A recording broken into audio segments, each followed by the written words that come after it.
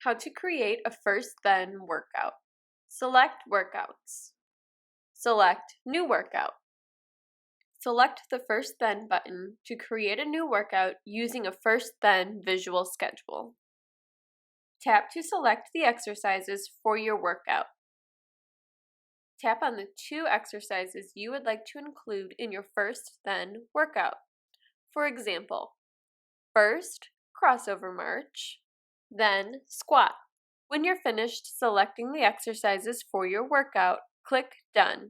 Next, you will need to set the time or reps for each exercise. You must either set time or reps for each exercise in order to save the workout. Once you've set the time or reps for each exercise, select Save. Give your workout a name, and when you're ready, click the green checkmark button to save your new workout. Your new first then workout is saved and will now appear in the first then section of workouts.